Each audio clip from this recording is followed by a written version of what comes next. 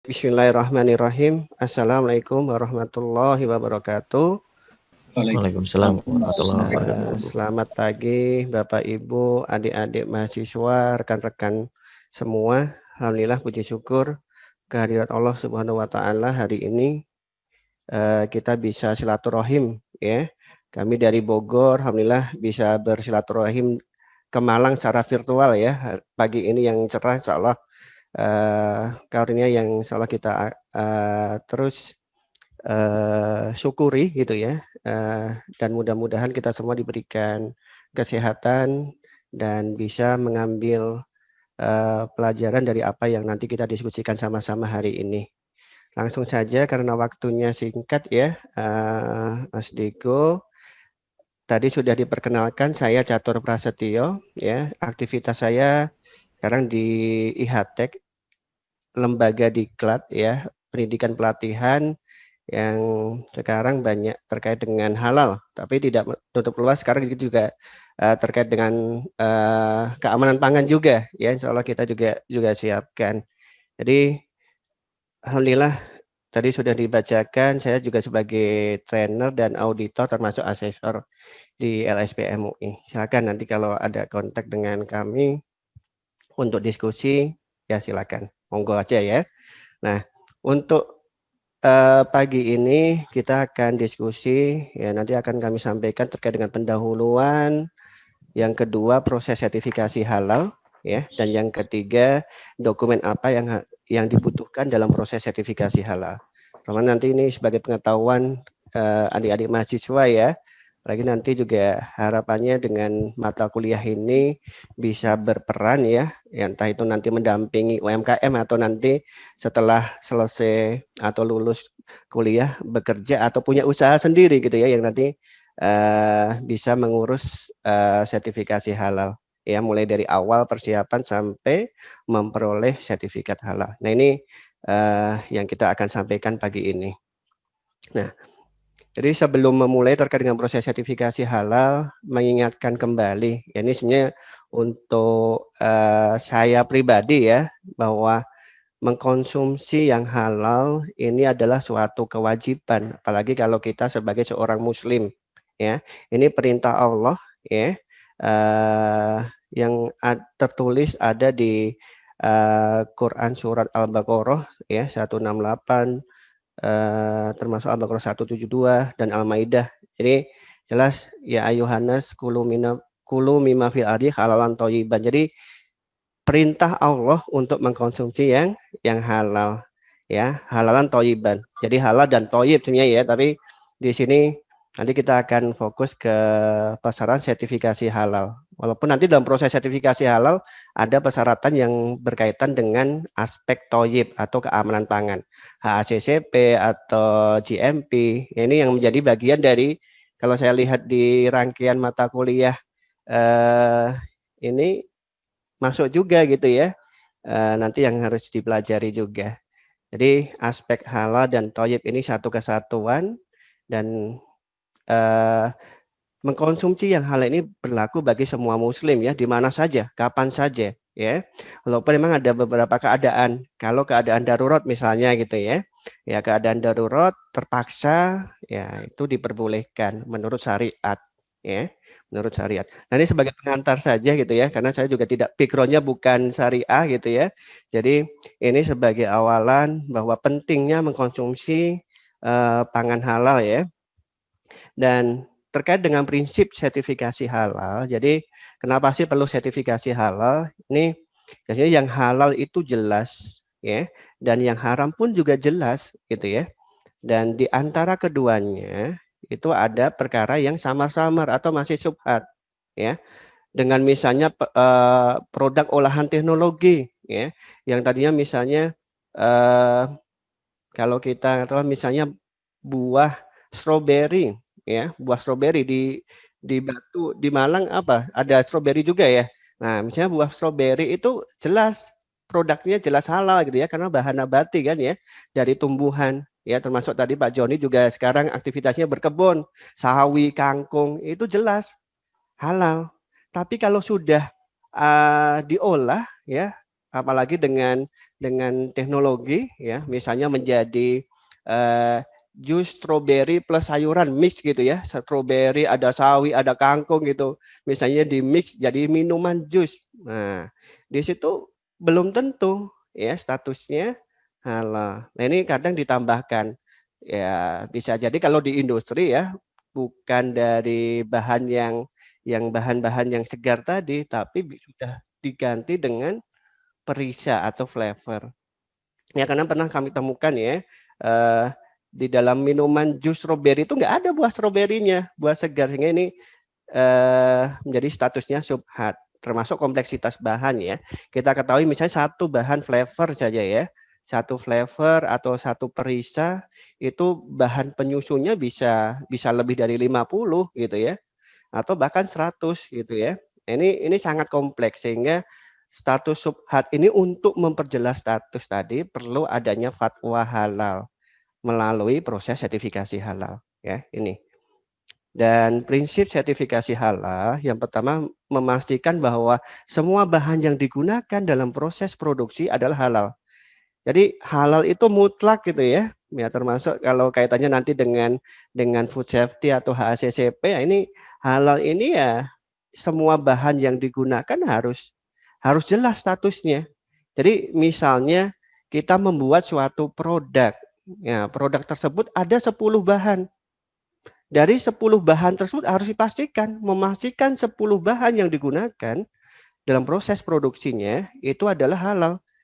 Tidak boleh misalnya dari 10 bahan ada satu bahan misalnya buat kue atau bakery gitu ya. Ada satu bahan misalnya pengembang rotinya, statusnya belum jelas. Nah, boleh nggak Pak nanti statusnya menjadi hampir halal? Kan nggak ada seperti itu ya. Jadi nggak ada. Jadi bahan itu harus memastikan semua statusnya jelas. Ini yang pertama. Jadi prinsipnya nanti dalam proses sertifikasi halal itu harus ada jaminan bahwa bahan yang digunakan itu semua statusnya jelas, yaitu halal. Yang kedua, selain bahan, yaitu harus memastikan bahwa tidak terjadinya kontaminasi, ya kontaminasi dari bahan haram atau najis selama produksi tersebut dilakukan, baik yang berasal dari peralatan. Jadi kontaminasi itu bisa jadi peralatan atau mesin produksi misalnya gitu ya, atau fasilitas produksinya ya, atau bisa berasal dari pekerja, orang yang mengerjakan ya, pekerja maupun lingkungan produksi. Artinya di sekitar produksi tersebut bisa jadi peralatan pembantu, termasuk nanti bahan pencuci untuk mencuci misalnya sabun atau bahan pencuci yang digunakan. Kalau nanti ada misalnya terkait dengan validasi atau verifikasi setelah pencucian, apakah pakai media yang melibatkan bahan yang haram atau najis, ini yang harus dipastikan selama proses tidak melibatkan bahan atau tidak kontaminasi dari bahan haram atau najis. Itu yang kedua. Ya, yang ketiga, memastikan bahwa proses produksi halal dapat berjalan berkesinambungan. Jangan sampai hari ini difatwakan halal, besok sudah berubah, gitu ya. Ini yang perlu adanya jaminan, ya, bahwa proses produksi halal yang dilakukan oleh pelaku usaha itu berjalan berkesinambungan. Walaupun nanti lembaga pemeriksa halal atau auditor dari LPH atau nanti penyelia halal lah yang nanti akan bertanggung jawab, atau pelaku usaha tersebutlah yang nanti harus bertanggung jawab menjamin proses produksi halal berjalan berkesinambungan ya, konsistensi. Perlunya ada sistem jaminan halal ini ya. Jadi tiga prinsip ini yang nanti dalam proses sertifikasi halal harus dipastikan berjalan dengan sesuai persyaratannya. Nah, terkait dengan kewajiban sertifikasi halal di Indonesia, ya rekan-rekan mahasiswa semua, ini kita sudah mengetahui ya bahwa ada undang-undang ya di Republik Indonesia ini ya yang mengatur tentang jaminan produk halal. Nah, mungkin sudah disampaikan juga ya di materi kuliah yang pertama terkait dengan regulasi. Jadi di Undang-Undang Nomor 33 Tahun 2014 ya, di pasal 4 menyebutkan bahwa produk yang masuk, beredar, diperdagangkan di wilayah Indonesia wajib bersertifikat halal. Nah, ini berlaku sejak 17 Oktober 2019 ya. Sudah 1 tahun yang lalu ya. Kurang lebih 1 tahun yang lalu mandatori halal ini sudah diimplementasikan walaupun ada penahapan ya. Jadi ini ada masih bertahap ya, tidak langsung semua produk wajib halal, tapi ini masih ada penahapan ya. Ada penahapan yang diatur oleh BPJPH ya. Nah, ini selanjutnya terkait dengan apa sih manfaat sertifikasi halal. Jangan sampai nanti pelaku usaha atau rekan-rekan mahasiswa nanti menganggap, wah ini sertifikasi halal ini apa sih manfaatnya? Kok membuat ribet pelaku usaha aja misalnya gitu ya. Nah, ini yang sebenarnya manfaat sertifikasi halal itu yang pertama pasti menambah nilai jual, artinya kan nilai lebih untuk memperluas pasar ya. Jadi termasuk misalnya pasar ekspor yang mempersyaratkan sertifikasi halal. Walaupun UMKM misalnya, walaupun usaha kecil, tapi kalau skalanya itu sudah ekspor dan ekspornya itu misalnya ke negara yang mempersyaratkan halal, ya mau nggak mau kalau pengen jualan, pengen produknya itu masuk ke pasar Muslim misalnya ke Malaysia, ya harus sertifikasi halal. Nah, ini nilai lebih juga ya. Yang kedua persyaratan untuk hypermarket misalnya. Ya, sekarang juga sudah ada hypermarket atau apa ya, ya swalayan atau toko retail lah ya gitu ya. Toko-toko retail yang mengajukan sertifikasi sistem jaminan halal ya, sudah ada dan sudah mulai mempersyaratkan bagi produk-produk yang ingin masuk ke supermarket tersebut ya harus dipersyaratkan status halalnya jelas. Nah, ini salah satu juga nanti kan untuk memperluas pasar. Yang ketiga persyaratan menjadi pemasok produsen bersertifikat halal. Nah, baik itu bahan baku atau misalnya nanti menjadi untuk catering pegawai atau kantin dan sebagainya. Karena kalau sebagai nanti produknya itu untuk bahan baku industri ya mau nggak mau nanti kalau produsennya itu memperoleh sertifikasi halal ya mau nggak mau bahan-bahannya juga harus bersertifikasi halal. Nah, ini yang pertama. Yang kedua memenuhi hak konsumen muslim. Ini yang penting ya untuk mendapatkan produk yang terjamin kehalalannya. Karena kita tahu tadi kalau produk sudah diolah itu kan statusnya menjadi syubhat. Walaupun yang haram yang disebutkan haram itu sedikit, tapi dengan perkembangan teknologi atau dengan proses teknologi kompleksitas bahan yang tadinya itu sedikit menjadi banyak, statusnya syubhat. Nah, ini yang salah satunya manfaat sertifikasi halal yang memenuhi hak konsumen muslim. Dan yang ketiga bentuk kepatuhan ya terhadap regulasi atau aturan di negara ini karena di undang-undangnya sudah jelas wajib sertifikasi halal. Hingga ini bagi pelaku usaha ini bentuk kepatuhan ya terhadap aturan yang ada di Indonesia, tidak atau menghindari pelanggaran hukum atau sanksi yang diberikan nantinya kalau sudah full implementasi ya artinya kan ada sanksi juga ya. Nah, ini yang harapannya ini proses sertifikasi halal bisa dilakukan oleh pelaku usaha dan sebagai dasar juga izin pencantuman logo halal. Jadi proses sertifikasi halal ini ya untuk mencantumkan logo halal ya harus melalui proses sertifikasi halal, sudah punya sertifikat halal baru boleh mencantumkan logo halal. Jangan mencantumkan logo halal tapi dasarnya tidak ada ya. Ini yang nanti akan kalau di undang-undang akan diatur ya terkait dengan nanti sanksi atau nanti yang tidak bisa membuktikan bahwa yang mencantumkan logo halal itu tapi tidak punya sertifikat halal ya pastinya nanti akan ada sanksi juga. Nah, insya Allah ini dengan sertifikasi halal ini berkah dunia akhirat ya. Insya Allah.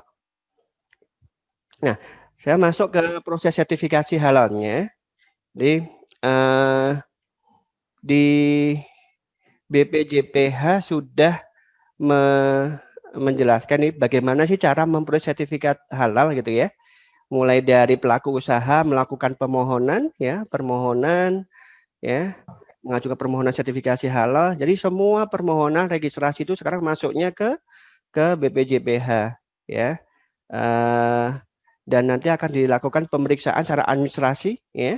Nanti dokumen-dokumen apa saja yang harus disiapkan kami akan sampaikan ya. di BPJPH akan pemeriksaan termasuk nanti akan penetapan LPH, Lembaga Pemeriksa Halal. Ya karena sekarang LPH yang sudah bisa melakukan proses pemeriksaan itu hanya LP POM MUI saja, berarti penetapan LPH ini ya secara otomatis kalau sekarang ya. Jadi berkas masuk ke BPJPH nanti langsung diserahkan ke LPH yaitu LP POM MUI ya. LP POM MUI akan melakukan pemeriksaan dan atau pengujian kehalalan produk. Ya. Setelah itu akan ada fatwa dari MUI dan penerbitan sertifikat halal oleh BPJPH. Nah, di sini juga sebenarnya sudah diatur ya berapa lama sih waktu yang diperlukan. Dan nanti kami akan fokus ya akan lebih detailkan lagi terkait dengan proses sertifikasi halal yang harus dilalui oleh pelaku usaha terutama di saat pemeriksaan atau pengujian ini di LPH. Ya, proses yang ada di LPH LP POM nanti akan kami sampaikan juga secara detail. Nah, ini alur prosesnya ya kalau secara supaya mudah dipahaminya. Dari pelaku usaha atau perusahaan melakukan pendaftaran ke BPJPH, lanjut ke LP POM MUI ya sebagai lembaga pemeriksa halal. Setelah melakukan pemeriksaan nanti akan ditetapkan ya atau difatwakan oleh Majelis Ulama Indonesia. Outputnya itu adalah ketetapan halal Majelis Ulama Indonesia. Nah, dari sini nanti BPJPH akan mengeluarkan sertifikat halal ya, berdasarkan ketetapan halal yang dikeluarkan oleh Majelis Ulama Indonesia. Nah, ini ya, jadi paralel saja nanti prosesnya bisa BPJPH secara offline registrasinya di PTSP pelayanan terpadu satu pintu ya di Kementerian Agama ya kalau di pusat ya di Jakarta di Lapangan Banteng atau di Kanwil setempat ya Kanwil Kementerian Agama melalui Satgas BPJPH ya jadi berkas masuk ke BPJPH. Nanti ke LP POM MUI itu bisa registrasinya online ya melalui Sero ya sistem online ya sertifikasi online SS23.000 maupun offline. Jadi untuk di LP POM juga terutama untuk ya LP POM MUI yang di provinsi itu sebagian masih offline, tidak full online ya. Lanjut nanti setelah pemeriksaan Komisi Fatwa menetapkan halal lalu nanti keluarlah sertifikat halal ya. Nah, jadi lingkup sertifikasi halal di LP POM MUI. LP POM MUI sebagai LPH ya, lembaga pemeriksa halal di Indonesia ya. Yang terkait dengan ruang lingkup ini juga ada LP POM MUI yang di pusat termasuk LP POM MUI yang di provinsi. Ya sebenarnya ada juga untuk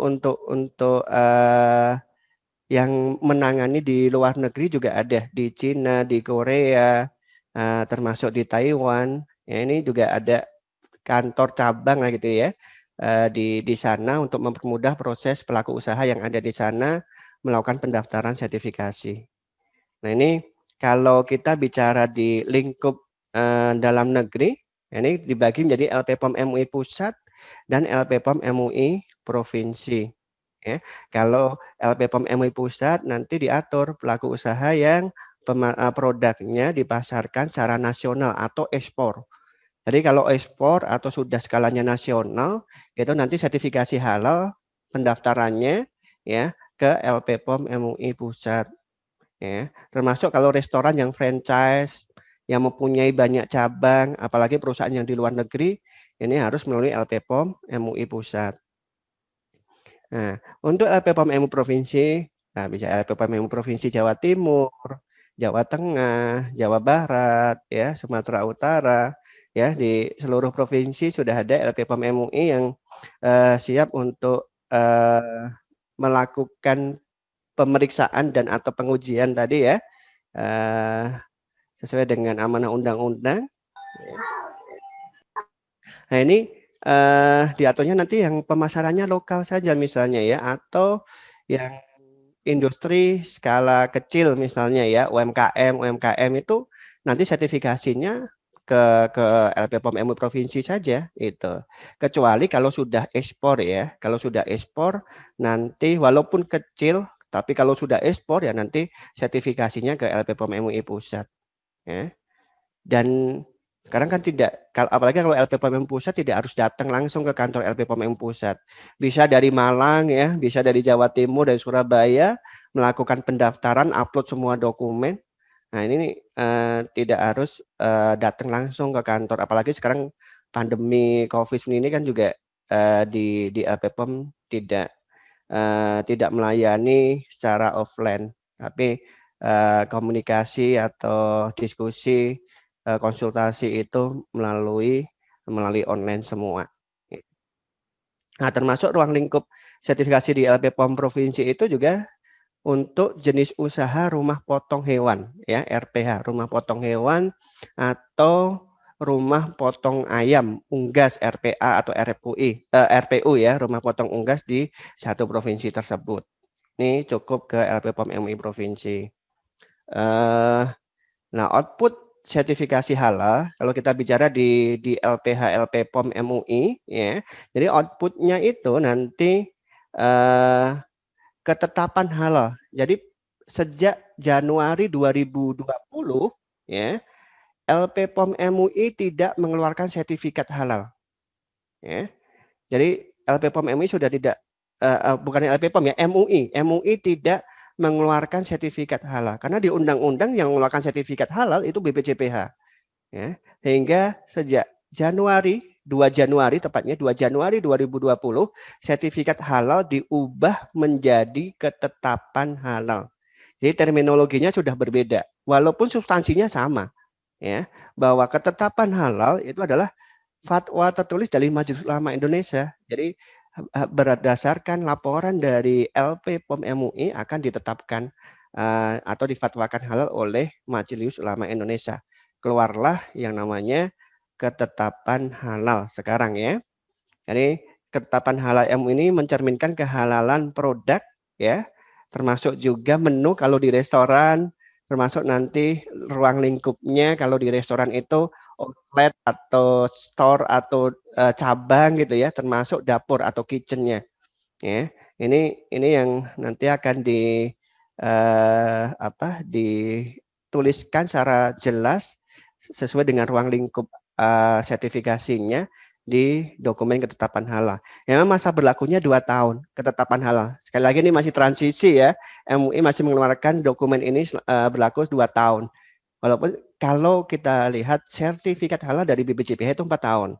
Ya, 4 tahun. Tapi ketetapan halal sampai saat ini MUI mempunyai kebijakan ya, masa berlakunya masih 2 tahun. Ya memang nanti ada ini yang nanti akan didiskusikan juga teman-teman di LP POM, di MUI, di BPJPH ya, itu akan merumuskan juga. Tapi ini saya sampaikan yang sekarang sudah diimplementasikan sampai saat ini ya. Dan basis penulisan itu per kelompok produk. Jadi nanti kalau pelaku usaha itu mempunyai jenis kelompok produk misalnya minuman misalnya minuman itu bisa macam-macam ya, minuman buah, minuman berperisa, minuman karbonase, ya, teh, kopi, itu satu kelompok produk. Nah, nanti kalau di perusahaan tersebut juga memproduksi misalnya susu ya, itu sudah beda kelompok atau misalnya olahan daging ya. Olahan daging dengan olahan ikan itu sudah kelompok yang berbeda sehingga nanti outputnya akan mempunyai dokumen lebih dari satu berdasarkan kelompok produk. Yang kedua, output yang akan diperoleh oleh pelaku usaha melalui proses sertifikasi halal ini yaitu status atau nilai sistem jaminan halal. Ini mencerminkan kualitas penerapan SIH di fasilitas produksi. Ya. Jadi kualitas terkait dengan penerapan sistem jaminan halal juga akan dinilai apakah berarti nanti ada nilainya A atau B gitu ya. Dan masa berlakunya 2 tahun ya, basis penulisannya per pabrik atau per fasilitas produksi. Kalau punya lebih dari satu perusahaan misalnya produksi air minum dalam kemasan, pabriknya ada 10, berarti nanti status SIH-nya masing-masing pabrik. Misalnya ada yang di Malang, Surabaya, Bogor, Sukabumi. Nah, berarti masing-masing pabrik akan memperoleh nilai sistem jaminan halal. Tapi kalau sertifikat halalnya ya satu saja. Nanti ada lampiran pabrik atau lampiran produk ya di ketetapan halalnya. Tapi kalau untuk status SCH-nya nanti masing-masing pabrik. Dan yang ketiga ada yang namanya sertifikat sistem jaminan halal. Ya, sertifikat sistem jaminan halal ini juga mencerminkan kualitas penerapan SCH di fasilitas produksi. Ya, masa berlakunya 4 tahun. Kalau sertifikat SCH masa berlakunya 4 tahun. Ini akan didapatkan oleh pelaku usaha jika telah mendapat status 3 kali, ya status SCH 3 kali berturut-turut. A gitu ya, 3 kali A ini maksudnya ya. Kurang ini 3 kali A berturut-turut. Ya, secara konsisten akan langsung diterbitkan akan diterbitkan sertifikat SCH. Nah, tipe pengajuan sertifikasi halal ini dibedakan menjadi 3. Yang pertama baru, ya, atau new. Yang kedua pengembangan atau development, dan yang ketiga perpanjangan atau renewal. Nah, untuk baru ini pelaku usaha atau perusahaan baru atau kelompok produknya baru, atau juga bisa sertifikat tidak diperpanjang lebih dari 6 bulan.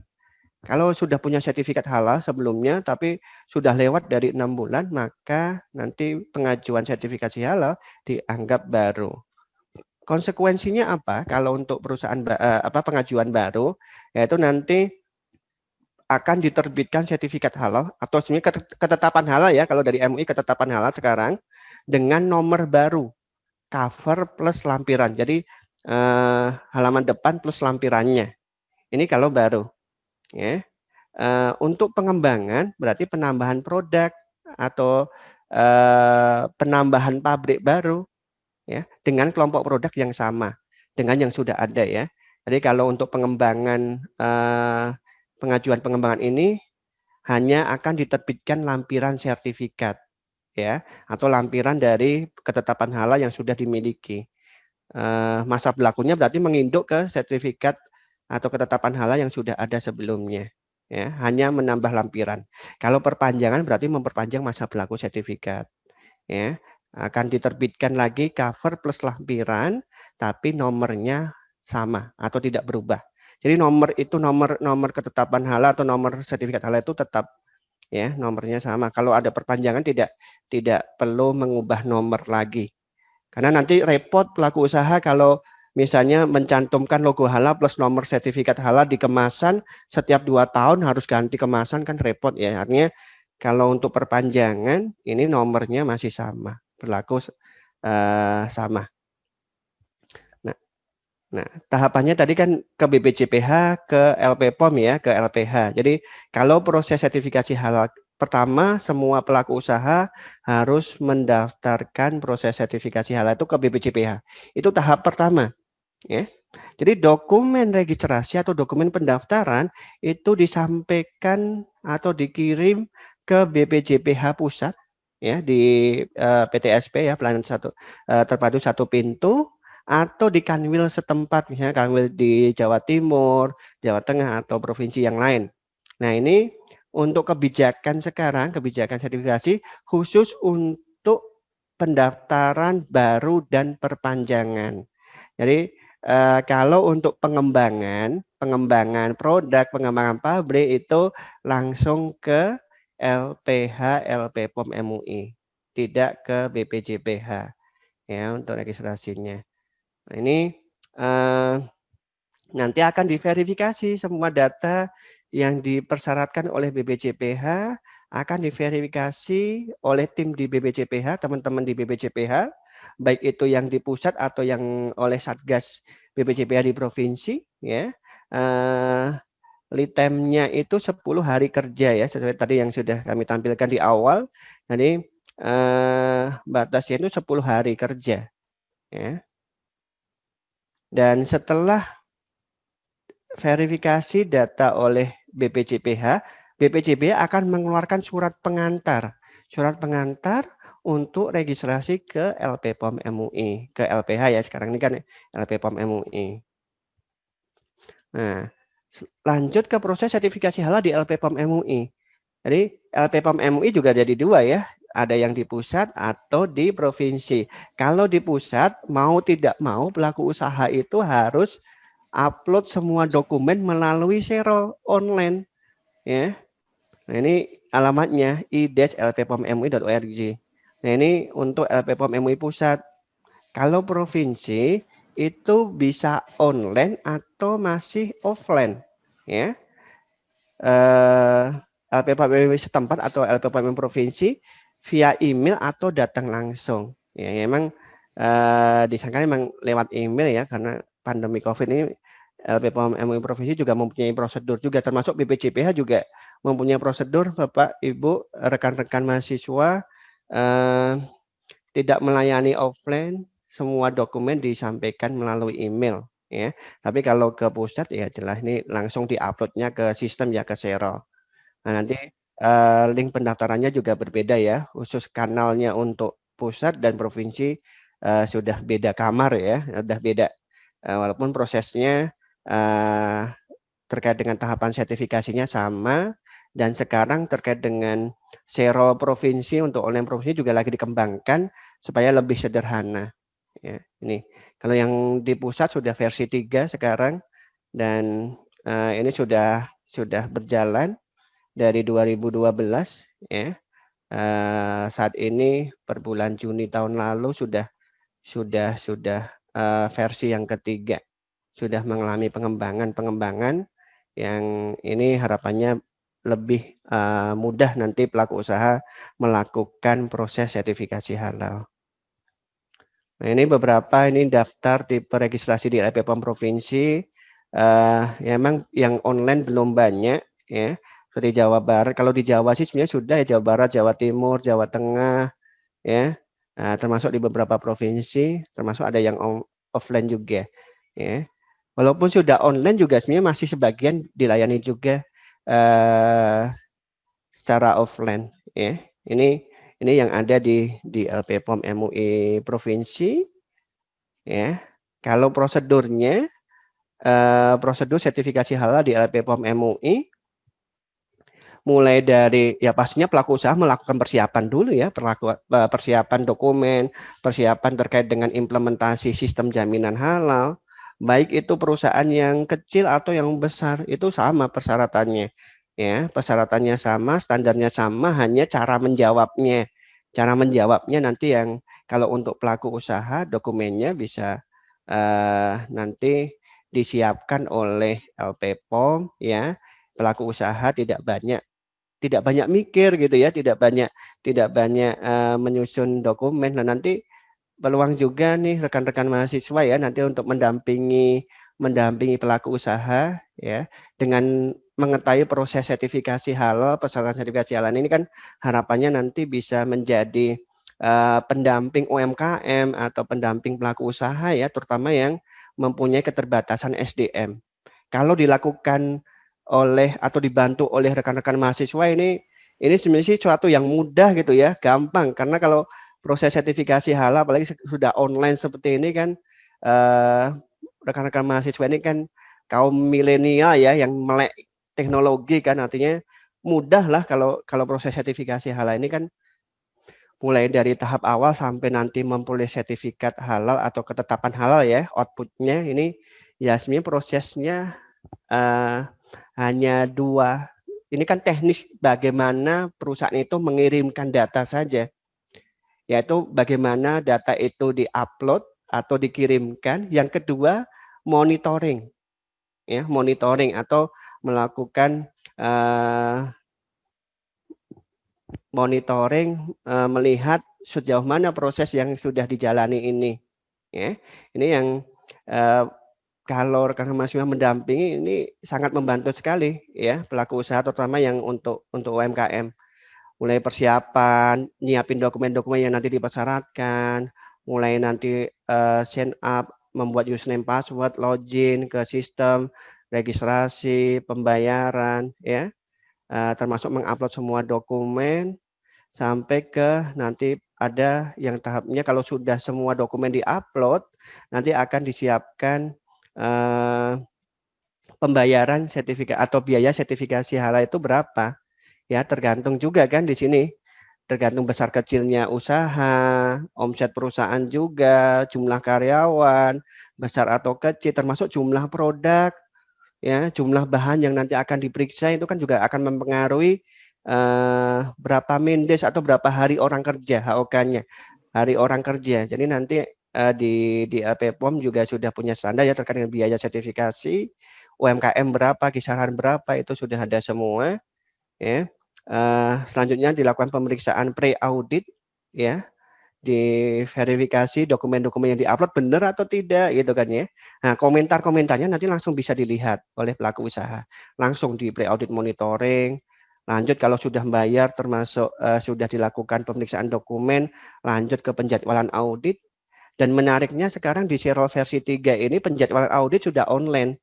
Jadi penunjukan auditor termasuk nanti kalau misalnya ada keperluan terkait dengan akomodasi, misalnya tiket pesawat, akomodasi hotel, itu semua dokumen itu bisa di-upload-nya di Xero dan nanti bisa diunduh oleh pelaku usaha, termasuk data auditor KTP atau paspor itu sudah diupload di sistem, sehingga perusahaan kalau mau menyiapkan akomodasi nggak perlu lagi nanya email atau telepon ke penjadwalan, di sistem itu sudah diakomodir. Termasuk nanti di sini juga pelaku usaha bisa mereject auditor. Di sistem itu sudah bisa, nanti pelaku usaha boleh menolak auditornya. Misalnya saya ya, saya sebagai salah satu auditor di LPPOM, nanti ditugaskan pelaku usaha menolak gitu ya. Wah, ada pengalaman buruk nih misalnya dengan Pak Catur. Ya udah nanti ditolak, di reject itu nanti LPPOM akan mengganti. Ya. Ya ini dengan LPPOM sudah diakreditasi oleh KAN, proses sertifikasi halal itu bisa dimonitoring real time oleh perusahaan. Ini era keterbukaan ya, Bapak Ibu ya, rekan-rekan mahasiswa. Di tahapan proses ini bisa dimonitoring day to day, real time, prosesnya sudah sampai mana itu akan kelihatan. Ya. Sampai ke pelaksanaan audit, nanti rapat auditor, ya, termasuk penilaian SCH, sampai ke rapat komisi fatwa dan penerbitan sertifikat. Kenapa ini dibintangin? Karena ada proses yang berbeda sekarang untuk rapat komisi fatwa. Kalau di undang-undang harusnya nanti setelah LPH itu selesai melakukan pemeriksaan atau pengujian, itu akan dikembalikan ke BPJPH dan nanti akan diteruskan ke Komisi Fatwa MUI. Ya, tapi karena sekarang ini LPH-nya satu-satunya LPPOM MUI, ya udah LPPOM MUI langsung. Jadi hasil pemeriksaan LPPOM MUI langsung dibawa ke Komisi Fatwa MUI oleh LPPOM, ya. Nanti akan ditetapkan di sana dan diterbitkan sekarang namanya ketetapan halal. Ya, ketetapan halal. Nah, inilah nanti dari output sistem Xero ini nanti yang di-download adalah status atau nilai SCH dan ketetapan halal dari Majelis Ulama Indonesia. Nah, selanjutnya pelaku usaha bisa meneruskan ke BPJPH. BPJPH akan menerbitkan sertifikat halal. Ini yang ada di LPPOM, ya. Jadi prosesnya simpelnya seperti ini ya. Registrasi, bayar, upload semua dokumen, dokumennya itu dicek, di pre-audit, lakukan audit, nanti akan ada pelaporan post audit ini, rapat auditor atau analisa lab, selanjutnya sidang fatwa, produk halal, download. Ini prosesnya, ya. Ini prosesnya. Dan kalau kita lihat di sistemnya ya, teknis yang ada di Xero-nya, menu apa sih yang harus dibuka? Nah, ini nanti rekan-rekan mahasiswa kalau sudah lihat nanti sistem Xero itu simple kok gitu ya, mudah. Kuncinya nanti username-nya, user manual, bagaimana cara menggunakan Xero itu juga sudah dipublish, bisa dibaca gitu ya. Nah, nanti menu-menu atau tahap apa yang nanti harus dibuka gitu ya. Ini di sini juga bisa lebih tergambarkan ya, misalnya sign up atau login akun Xero, berarti menu sign up, menu login, registrasi, nanti di menu registrasi ya, masuk nanti di halal registration, bayar biaya registrasi ya, nanti di menu registration, payment registration, nah, termasuk upload data persyaratan sertifikasi ya, di menu upload certification data, Lanjut ke, nah ini proses 1, 2, 3, ini kan proses mengupload dokumen, mengirimkan dokumen. Nah, tahap ke-5 sampai ke-10 ini proses monitoring. Monitoring pre-audit, termasuk nanti kan melakukan pembayaran, mengajukan jadwal, dokumen travel, semua di-upload di sini, sampai ke post audit, hasil dari rapat auditor, ya semua akan dilihat, termasuk analisa lab kalau diperlukan, karena ada beberapa produk yang wajib analisa lab, misalnya produk olahan daging, maka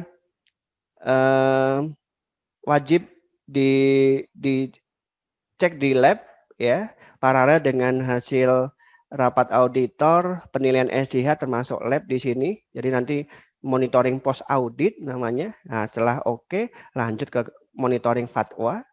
Hasil dari fatwa MUI nanti bisa langsung dilihat oleh real time dan terakhir download. Nah, ini prosesnya. Di sini saya ingin memberikan gambaran terkait dengan lead time. Berapa lama sih kira-kira proses sertifikasi halal? Tidak mungkin 1 hari jadi ya kalau lihat prosesnya tadi.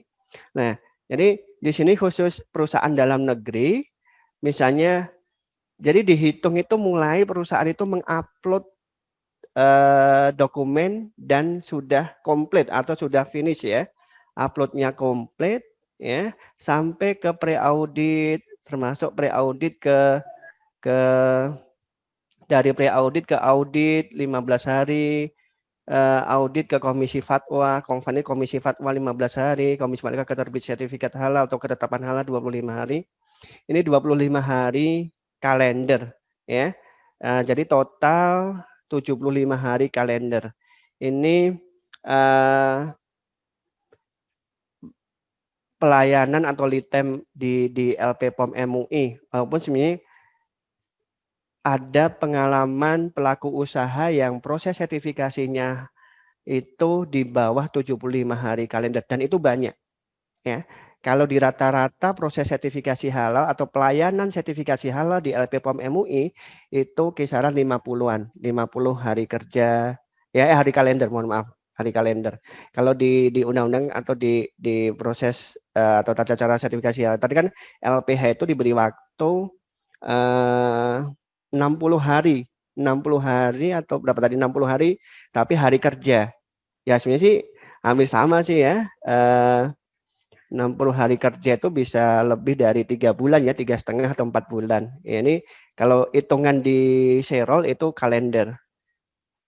Dan sekarang juga audit kalau pelaku usaha itu sudah implementasi sistem jaminan halal yang baik untuk pengembangan produk, itu auditnya bisa on desk saja, dokumen saja.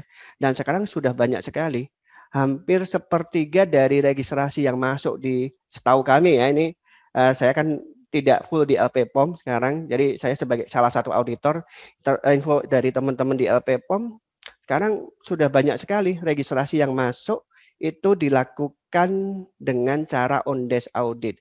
Kalau on desk itu proses sertifikasi halal, nggak perlu auditnya on desk, nggak perlu nanti penjadwalan segala macam kan, ngatur-ngatur jadwal dengan pelaku usaha, ya udah nanti otomatis dokumen kalau sudah oke, diperiksa, sudah bayar, langsung ditunjuk auditornya untuk mereview, langsung nanti rapat auditor komisi fatwa jauh lebih cepat. Ya, pengalaman kami 1 sampai 2 minggu itu sudah keluar lampiran sertifikat halal atau lampiran ketetapan halalnya. Kalau auditnya on desk. Nah, ini dokumen-dokumen yang terakhir karena waktunya juga singkat. Ini saya sekilas saja dokumen-dokumen apa yang harus disiapkan oleh pelaku usaha atau perusahaan itu. Yang pertama kan dokumen yang harus disiapkan di BPJPH. Jadi ada dua step ya, BPJPH dan LPH. Nah, BPJPH nanti diminta pelaku usaha itu harus menyiapkan data pelaku usahanya. Dengan apa? Misalnya nomor induk berusaha, NIB. Ya, NIB jika tidak memiliki NIB dapat dibuktikan dengan surat izin lainnya, bisa NPWP, SIUP, IUMK, IUI, dan NKV untuk rumah potong hewan ya. Nah, termasuk nanti kalau di UMKM kan bisa izin usaha dari kelurahan atau kecamatan juga bisa. Yang kedua, penyelia halal. Jadi sudah dipersyaratkan, sekarang di BPJPH itu sudah mempersyaratkan adanya penyelia halal, ya. Dan di undang-undang penyelia halal itu sudah wajib, setiap pelaku usaha itu harus mempunyai penyelia halal, ya.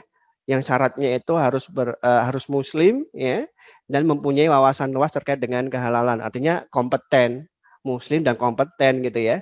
Nanti rekan-rekan mahasiswa bisa menjadi penyelia halal juga ini, ya. Ya, nanti dari data penyelia halal itu salinan KTP, CV atau daftar riwayat hidup, salinan sertifikat penyelia halal, ya. Jadi sertifikat kompetensi penyelia halal atau sebenarnya bisa juga sertifikat pelatihan kompetensi penyelia halal, ya. Ini juga termasuk juga salinan keputusan penetapan penyelia halal dari perusahaan. Jadi ada SK atau penunjukan keputusan, ya, dari internal perusahaan untuk menetapkan misalnya si A ini sebagai penyelia halal di perusahaan. Ini sudah bisa. Tidak harus juga sekarang apalagi kalau UMKM penyelia halal ini bisa dari lembaga, misalnya dari perguruan tinggi negeri, BUMN, BUMD, lembaga yang lain misalnya termasuk komunitas itu bisa di penyelia halal itu dari pihak luar. Kalau UMKM, ya, informasi dari BPJPH seperti itu. Termasuk nama dan jenis produk yang akan didaftarkan, nama produk termasuk bahan-bahan yang akan digunakan. Karena kita ingat tadi ya, prinsip sertifikasi itu kan harus memastikan semua bahan yang digunakan itu statusnya jelas, ya, baik itu bahan baku, bahan tambahan atau bahan penolong, termasuk proses pengolahan produk, ya. Di proses misalnya mulai dari pembelian, penerimaan, penyimpanan sampai produk itu didistribusikan. Itu harus menjamin prosesnya itu tidak kontaminasi kan ya. Dan terakhir dokumen yang terkait dengan sistem jaminan halal. Ya, ini dokumen-dokumen yang disiapkan oleh pelaku usaha ke BPJPH. Selanjutnya nanti ya sebenarnya sih hampir sama juga ya. Di LPPOM juga nanti manual SCH juga ada kan ya. Manual SCH termasuk diagram alih proses produksi. Nah, di sini juga nanti kalau untuk di LPPOM dipersyaratkan juga ada jaminan bahwa fasilitas yang digunakan ya itu bebas babi, surat pernyataan bebas babi termasuk alamat seluruh fasilitas ya untuk memproduksi produk yang disertifikasi. Kalau misalnya ada titik produksi di tempat orang lain, ya berarti termasuk ini juga harus didaftarkan informasi berapa cabangnya, berapa jumlah outletnya. Nah ini semua harus di list dan disampaikan.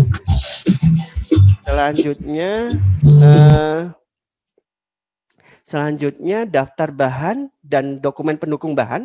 Ini sama ya tadi dipersyaratkan juga di BPJPH termasuk daftar produk ya yang akan disertifikasi termasuk matrik bahan basis produk ini mirip dengan formula ya bahwa produk ini dibuat pakai bahan apa saja tapi tidak detail sampai ke ingredientnya berapa gram itu enggak ya. Nah, ini memastikan aja produk tersebut dibuat pakai bahan apa saja. Nah, termasuk bukti-bukti implementasi SCH, ya, diseminasi kebijakan halal atau bukti sosialisasi kebijakan halal, bukti pelatihan internal, termasuk bukti pelaku usaha tersebut sudah melakukan audit internal. Termasuk juga sekarang per bulan Juni kemarin, ya, bulan Juni 2020, ya, LPPOM mempunyai kebijakan auditnya itu terkait dengan selain halal juga terkait dengan aspek TOYIB atau keamanan pangan, food safety. Ya. Dokumen-dokumen food safety itu juga harus disiapkan oleh pelaku usaha. Ya. Rangkuman implementasi apalagi kalau industri pangan yang akan ekspor ke UEA itu implementasi sistem HACCP, GMP, BRP, ya, termasuk tabel serta diagram CCP-nya harus di-upload di Xerol.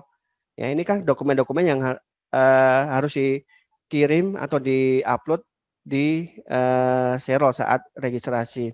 Termasuk sertifikat HACCP, GMP atau sistem keamanan pangan ya. FFSC 22.000 misalnya atau ISO 22.000 ya. Dan hasil audit terakhirnya misalnya audit terakhir dari misalnya dari lembaga misalnya yang mengeluarkan sertifikat tersebut kapan audit terakhirnya itu juga dimintakan nanti dan akan dilihat saat audit. Nah, kalau UMKM gimana? Nah, berarti kan kalau UMKM kan minimal kan ada apa ya? Kalau HACCP kan terlalu berat ya kalau untuk UMKM ya. Nah, nanti bisa cara produksi pangan yang baik, itu sebenarnya sudah cukup. Ini yang nanti rekan-rekan mahasiswa lah nih yang harus membantu juga supaya UMKM ini berdaya saing juga gitu ya. Karena ini persyaratan ya. Ini termasuk izin usaha sama ya dengan BPJPH tadi juga nanti diupload, artinya Bapak Ibu, Ibu rekan-rekan mahasiswa nanti tinggal menyiapkannya aja dokumen tersebut, ada yang di tempat uploadnya atau dikirimnya itu ke BPJPH, ada yang ke LPPOM ya, NIB, SIUP, DDP, SLS misalnya sertifikat layak sehat ya untuk restoran misalnya atau catering, bahwa apa misalnya untuk kantin misalnya kan itu kan ada misalnya ada sertifikat layak sehatnya. Oh iya aman dikonsumsi gitu ya. Nah, ini restoran-restoran kan walaupun ini kalau kita saat pengalaman audit emang misalnya suatu restoran belum semua cabangnya atau semua outletnya itu sudah mempunyai sertifikat layak sehat karena emang ini belum nggak tahu ya apakah aturannya ini belum mandatori atau masih voluntary, tapi ya ini yang penting kan sudah ada izin usahanya yang misalnya tadi NIB ya atau DDP atau SIUP. Kalau untuk UMKM ya bisa untuk izin kelurahan juga sudah cukup. Dan yang satu lagi yang diupload di LPPOM itu adalah surat pengantar dari BPJPH. Ini yang dipersyaratkan juga ya. Jadi kan tahapan awal kan BPJPH dulu ya. Semua pelaku usaha itu mendaftar ke BPJPH, nanti akan dikeluarkan surat pengantar dari BPJPH. Nah, nanti kalau pelaku usaha tersebut mengalami kendala, misalnya lama tidak dikeluarkan oleh BPJPH misalnya ini ya. Nah, nanti yang diupload di Seros ini nanti bisa ini aja bukti bahwa dokumen tersebut sudah di email atau disampaikan ke BPJPH, bukti itu yang diupload di Xerox itu sudah nanti sementara bisa di-upload saja gitu. Jadi supaya tidak menghambat proses ya. Artinya jangan sampai nanti pelaku usaha harus mendapatkan surat pengantar nanti proses di LPPOM nggak jalan. Ini yang nanti bisa bukti kirimnya saja di-upload di Xerox supaya bisa lanjut ke tahap berikutnya. Nah, ini contoh-contoh dokumen terakhir, contoh-contoh dokumen. Nah, misalnya ini dokumen manual SCH ya. Manual SCH yang ini yang harus mencakup 11 kriteria SCH ya. Ini dibuat oleh pelaku usaha. Dan dokumen ini harus disubmit atau dikirimkan ke BPJPH maupun ke LPH yaitu LPPOM MUI ya.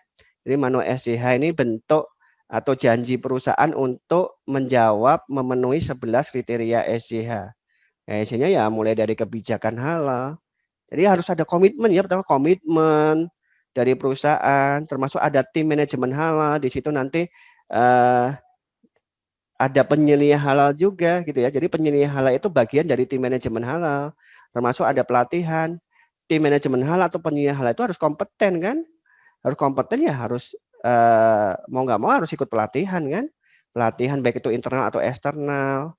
Jadi ini prasyarat 1, 2, 3 kriteria inti atau isinya, substansinya kan ini 4, 5, 6 bahan, produk, fasilitas.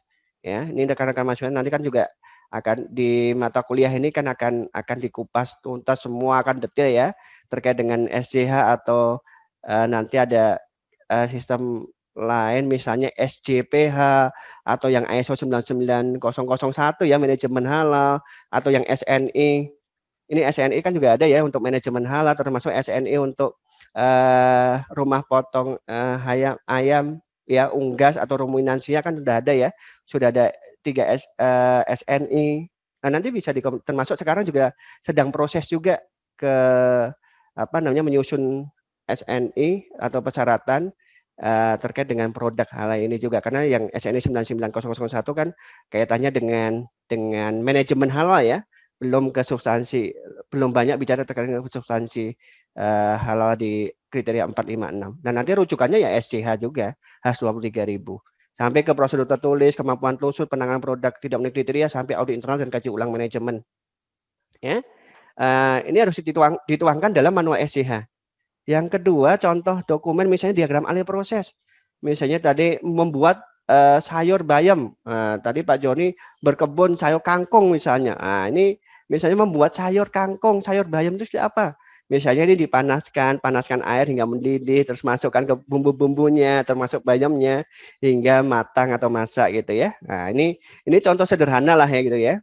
Nah, termasuk surat pernyataan bebas babi. Jadi ada pernyataan dari pelaku usaha bahwa pelaku tersebut berjanji akan menggunakan seluruh fasilitas produksinya itu bebas babi dan turunannya, tanda tangan pimpinan perusahaan misalnya.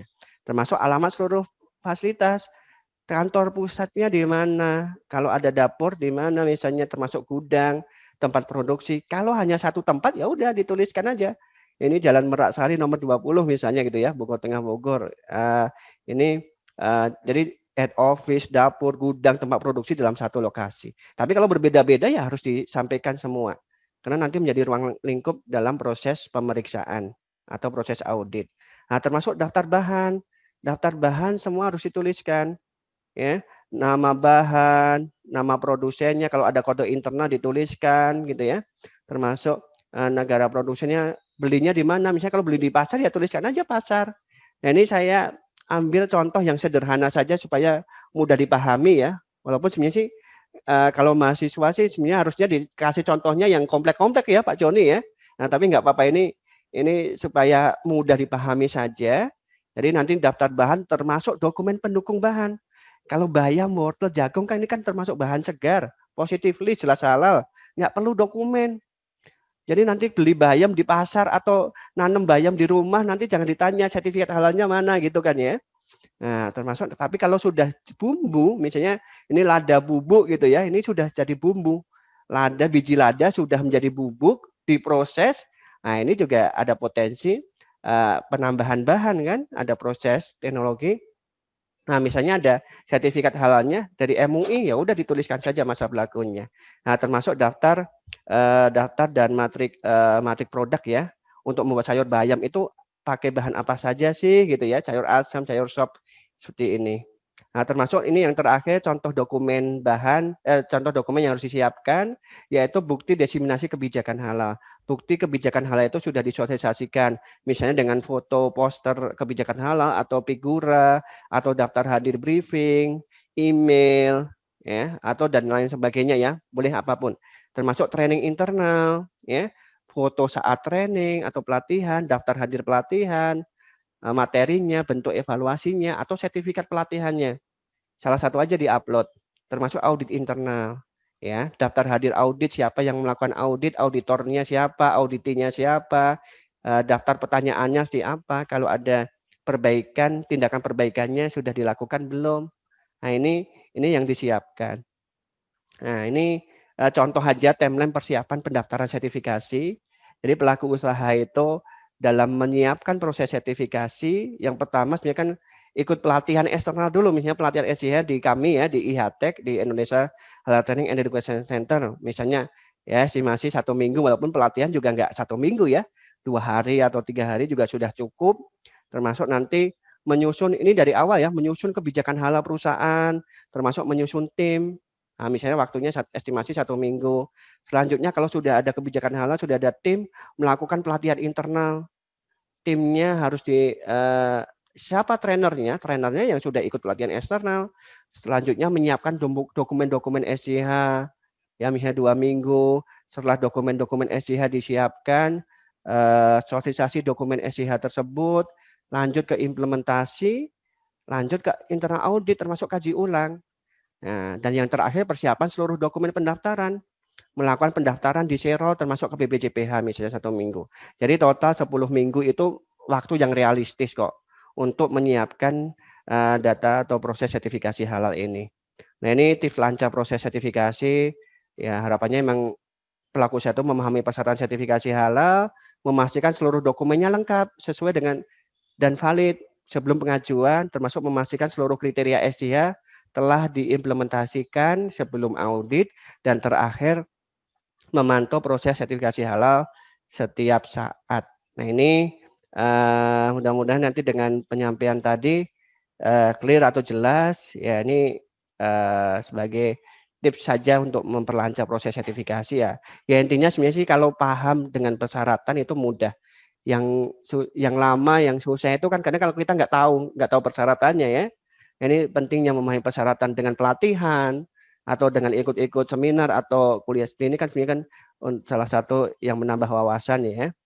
Dan yang terakhir, kalau pelaku usaha tersebut sudah melakukan proses sertifikasi halal, mulai persiapan sampai memperoleh sertifikat halal atau ketetapan halal dari MUI tadi, ya, itu adanya pengawasan pasca sertifikasi. Artinya pelaku usaha itu juga harus melakukan laporan secara berkala. Hasil dari audit internal misalnya tiap 6 bulan itu harus ngecek juga secara internal dan dilaporkan hasilnya. Termasuk ada audit surveillance juga. Jadi LPPOM juga mempunyai sistem ya, untuk semua yang sudah memperoleh ketetapan halal dari MUI itu dilakukan audit surveillance atau audit sidak, silaturahim mendadak gitu misalnya ya.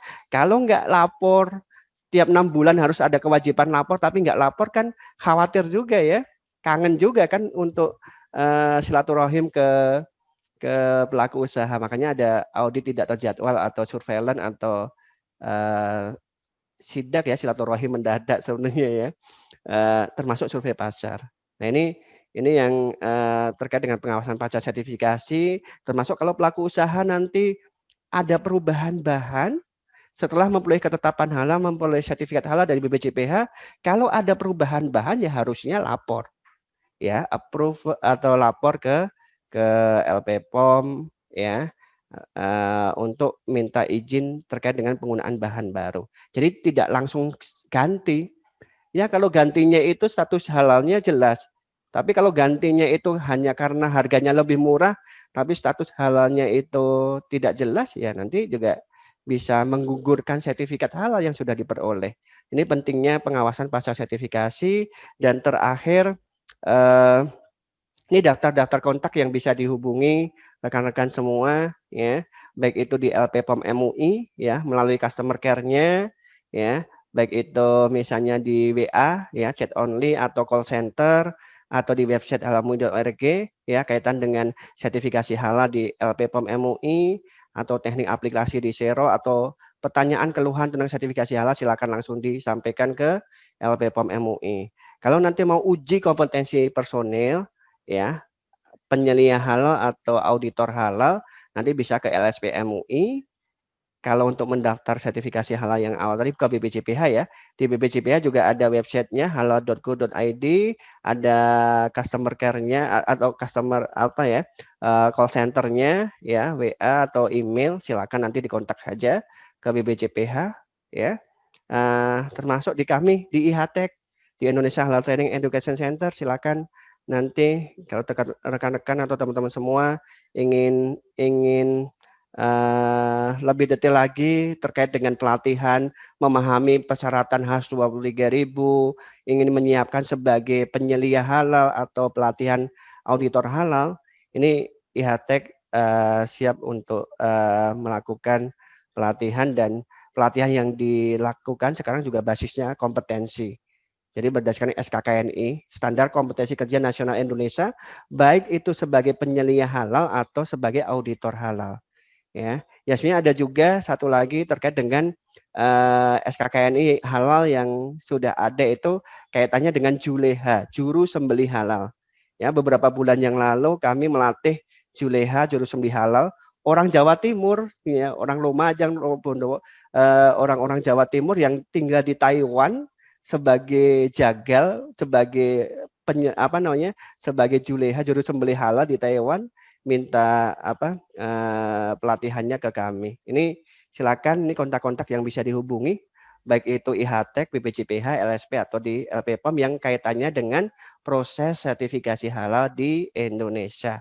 Demikian yang bisa disampaikan untuk sharing diskusi hari ini.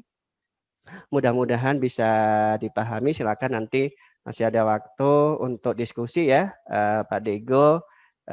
Silakan ya, feel free aja. Nanti kita bisa diskusi kalau ada yang ingin ditanyakan atau yang tidak jelas. Demikian.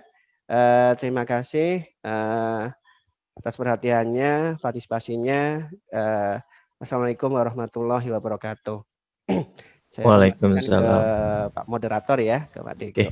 Waalaikumsalam warahmatullahi wabarakatuh. Terima kasih Pak Catur atas pemaparannya yang cukup jelas ya.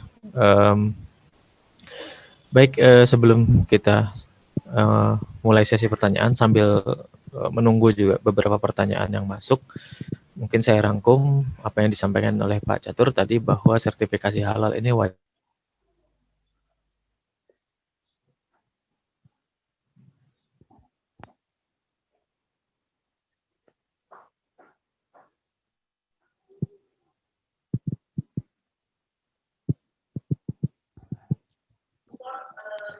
Suaranya Pak Diego nggak kedengeran ya? Oh iya, Pak Diego sepertinya gangguan jaringan, Pak. Iya, iya. Apakah langsung saya buka sesi tanya jawab saja, Pak ya, bersama teman-teman? Ada yang mau tanya? Silahkan, Arif Nur Rahman. Oh, sorry. Oh, sudah kembali. Oke, sorry. Tadi agak disconnect. Oke. Kemudian pendaftaran paralel untuk sertifikasi online ini bisa dilakukan secara paralel. Nah, seperti itu. Baik pendaftar ke BPJPH juga paralel dengan mendaftar ke LPPOM. Oke, baik. Tadi sudah ada di chat. Monggo mungkin Bu Jauh tadi pertanyaan pertama dari Ilham ya, dari kelas RE. Ini karena terputus chatnya tadi terhapus jadinya. Oke, mungkin bisa dibacakan Bu Jauh. Oh ya, baik. Sebelumnya terima kasih Pak Catur atas presentasinya. Mohon maaf Pak, izin bertanya perihal penyembelihan halal. Misalkan ada produk dari luar negeri perlu sertifikasi halal, namun penyelia dari pelaku usaha tidak ada karena berasal dari negara mayoritas non-muslim. Bagaimana biasanya Pak? Apakah ada pengganti persyaratan atau ada regulasi yang berbeda untuk produk impor? Terima kasih. Ini pertanyaan dari Ilham. Baik, langsung dijawab saja. Boleh langsung dijawab. Baik, terkait dengan pelaku usaha yang di luar negeri yang ingin sertifikasi halal, memang sekarang persyaratan ke BPJPH itu harus ada penyelia halal. Ya, penyelia halal itu kan harus muslim ya. Memang ini masih transisi dan belum ada aturan yang lain ya. Sehingga penyelia halal itu memang harus disiapkan untuk yang muslim. Nah, ini nanti juga sebenarnya bisa juga kalau punya sister company atau grup yang di Indonesia, nanti penyelia halal itu ada yang boleh dari Indonesianya, yang muslim itu bisa membantu. Ya, ini emang persyaratan ke BPJPH memang harus ada penyelia halal ya. Ini yang jadi menunjuk ya Pak, menunjuk betul penyelia halal dari Indonesia ya. Ya, bisa seperti itu. Oke, terima kasih. Mungkin sudah menjawab pertanyaan Mas Ilham tadi. Ini ada dari Nabilah Mei. Mohon izin bertanya, apa saja persyaratan yang diperlukan untuk menjadi auditor maupun tim manajemen halal, terkhusus bagi fresh graduate ataupun mungkin mahasiswa yang belum lulus, apakah boleh menjadi penyelia halal seperti itu? Iya. Jadi untuk persyaratan penyelia halal itu sebenarnya sudah bisa bisa dilihat di undang-undang itu sebenarnya sudah ada ya. Artinya di Undang-Undang Nomor 33 Tahun 2014 ya tentang jaminan produk halal di pasal 28 disebutkan penyelia halal itu harus memenuhi persyaratan. Dua saja persyaratannya. Yang pertama itu beragama Islam. Yang kedua, memiliki wawasan luas dan memahami syariat tentang kehalalan. Ini bahasa undang-undang ya, ini di bahasa undang-undang. Jadi yang kaitan dengan poin kedua yaitu memiliki wawasan luas dan memahami syariat tentang kehalalan, ini sudah ada standarnya, standar kompetensi sebagai penyelia halal, yaitu di SKKNI, Standar Kompetensi Kerja Nasional Indonesia. Ya, nomor 215 tahun 2016.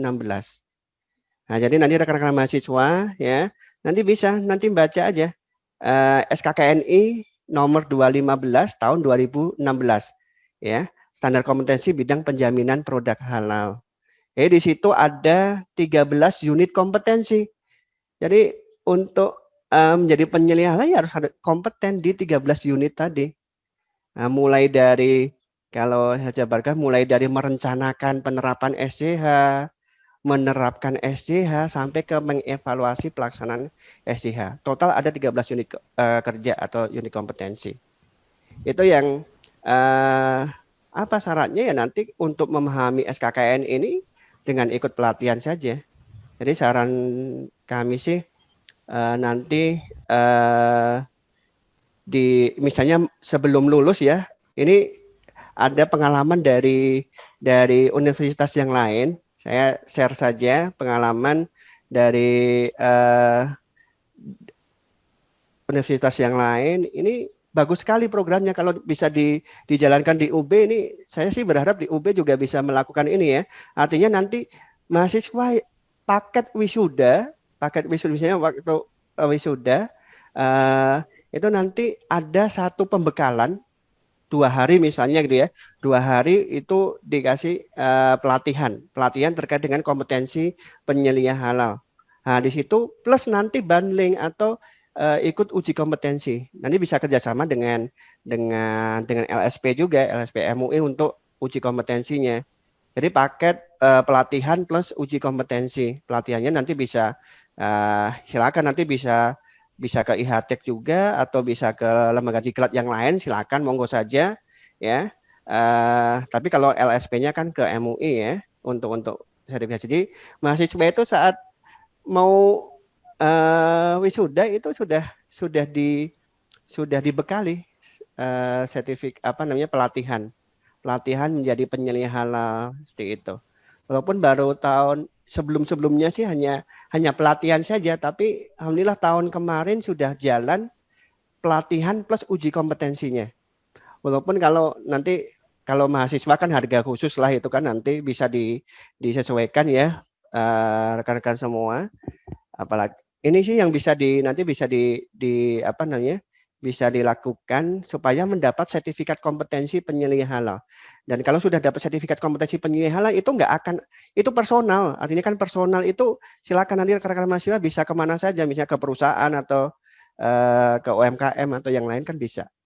Ya untuk berperan sebagai, apalagi berperan sebagai pendamping atau penyelia halal di UMKM ini kan sangat terbuka peluangnya. Demikian, jadi memang syaratnya yang pertama harus dipastikan kalau penyelia halal itu harus muslim, dan yang kedua memiliki wawasan yang luas terkait dengan syariat tentang kehalalan. Itu bisa dilihat di Undang-Undang Nomor 33 Tahun 2014 ya, pasal 28. Termasuk SKKNI-nya silakan nanti bisa dibaca-baca lagi. Banyak sekarang juga termasuk dosen-dosen Pak Joni, Pak Dego, dosen-dosen dari universitas-universitas baik itu negeri atau swasta yang ingin menjadi penyelia halal untuk pendamping juga kan, nanti untuk UMKM juga. Selain sebagai auditor, kalau auditor beda lagi ya. Jadi ada 2 skema kan, auditor halal sama penyelia halal. Kalau penyelia halal di perusahaan, auditor halal sebagai lembaga nanti yang melakukan pemeriksaan atau melakukan auditnya. Itu. Jadi berbagi peran ya di perusahaan juga ada, di nanti lembaga pemeriksa juga ada, dan harus kompeten semua ya. Walaupun sekarang juga kayaknya ya kita lihatlah nanti undang-undang yang baru ini, yang Omnibus Law ini kan arahnya walaupun tidak wajib sertifikasi auditor atau penyelia kan, tapi kan tetap harus mempunyai wawasan yang luas atau memahami syariat tentang kehalalan. SKKNI-nya ada gitu kan ya, standar kompetensi kerjanya ada. Itu ya, Pak Dego, mudah-mudahan bisa menjawab. Oke, terima kasih Pak Catur. Kita rame nih pertanyaannya Pak Catur. Boleh. Ini juga ada dari dosen kita nih, dari dosen THP, dosen ilmu teknologi pangan, Bu Weni juga mau bertanya nih. Monggo silakan Bu Weni. Ya, monggo Bu Ya, Weni. terima kasih Pak Diku, Pak Bojawu ya. Ini Pak Catur. Nggih, Bu. Assalamualaikum Pak Catur. Waalaikumsalam Bu Weni. Ya. Tadi pertanyaannya mahasiswa sudah ya. Mungkin saya nggak enak kalau nanti biar mahasiswa dulu tanya. Monggo Bu. Pak, sebenarnya yang ingin saya tanyakan itu kan kalau kita di THP itu ingat saya tahun-tahun sebelumnya itu juga kita mengadakan yang pelatihan-pelatihan begitu ya Pak ya. Betul. Cuma itu kelihatannya memang tidak sampai mereka itu punya sertifikasi kompetensi tadi itu ya Pak ya. Ya. Ya. Betul. Dan apalagi tahun ini kan terkendala COVID, kelihatannya jadi nggak bisa diadakan seperti itu. Jadi untuk kedepannya itu masih mungkin ya kira-kira diadakan kembali sehingga mereka nanti siapa tahu yang berminat itu bisa mendapatkan kompetensi yang sudah terukur, sudah dapat sertifikatnya. Ya, betul, itu nanti yang mengeluarkan mereka sertifikatnya itu siapa ya Pak Catur? Apakah dari MUI-nya itu mereka ujian begitu atau gimana melalui LSP? Ya, baik. Jadi sekarang proses sertifikasi atau uji kompetensi ini ada modifikasi juga Bu, karena pandemi ya. Artinya trainingnya sekarang bisa online, termasuk uji kompetensi di LSP itu bisa online juga Bu. Jadi LSP MUI mungkin 2 atau 3 bulan yang lalu sudah diakses oleh BNSP dan diperbolehkan untuk melakukan asesmen itu jarak jauh Bu, dengan online. Jadi dari Malang bisa nanti asesmennya, misalnya saya sebagai asesor, saya di depan laptop aja nanti menguji melakukan asesmen ke penyelia halal yang ada di Malang. Jadi nggak perlu datang ke Bogor. Itu memungkinkan. Tapi tetap ada proses ada pelatihannya terus segala macam ya. Ya emang pelatihan itu kan salah satu. Jadi skema untuk nanti uji kompetensi itu pertama ini Bu, syaratnya itu sertifikat pelatihan yang basisnya kompetensi ya. Yang kedua itu bisa sertifikat pelatihan dan atau sebenarnya sudah pengalaman Bu, sudah pengalaman di dunia usaha itu 5 tahun kalau tidak 5 tahun. Nanti jadi kalau untuk mahasiswa ya mau nggak mau pelatihan, sertifikat pelatihan kan belum bekerja di pelaku usaha kan ya. Karena kan mungkin dosen juga termasuk ini ya dosen, kalau betul. Melalui misalnya Pak Joni atau apa ya mungkin saya kurang update mungkin dari berapa orang yang sudah bersertifikat itu yang di UB, mungkin Pak Deko lebih tahu ya terkait hal itu. Cuma kalau misalnya dosen yang lain ingin mendaftar kan semestinya kan bisa ya. Itu prosedurnya seperti apa? Apakah kita harus melalui UB dulu ataukah setahu saya kok di kalau MUI itu kita buka sendiri gitu ya? Kalau untuk penyelia halal itu bebas Bu. Jadi personal Bu, personal saja. Misalnya Bu Weni nanti langsung aja ikut training kami di IHTEK, kan ada training reguler juga. Nanti yang basisnya kompetensi ya online Bu. Nah, nanti sekalian daftar langsung ikut program bundling saja Bu ke LSP MUI. Dan beberapa baru beberapa minggu yang lalu saya melakukan asesmen untuk dosen Bu di Kalimantan Tengah, di Palangka sama di Lampung Bu, dosen. Ya, mungkin nanti mohon infonya ya Pak Catur ya terkait hal itu, karena saya kan juga dengan Pak Deko ini kan mengajar sistem manajemen mutu dan jaminan halal. Kita sama-sama satu tim. Cuma kalau saya kan memang lebih ke sistem manajemen mutunya dan kebetulan kalau kompetensi yang HACCP, JMP itu saya sudah kompetensi ke sana. Cuma kalau memang bidang saya bukan ke halalnya, tapi kira-kira siapapun mungkin nanti bisa mencoba itu gitu ya. Dipelajari SKKNI-nya aja sih Bu. Dan nanti sertifikatnya dari BNSP Bu. BNSP dan BNSP ya.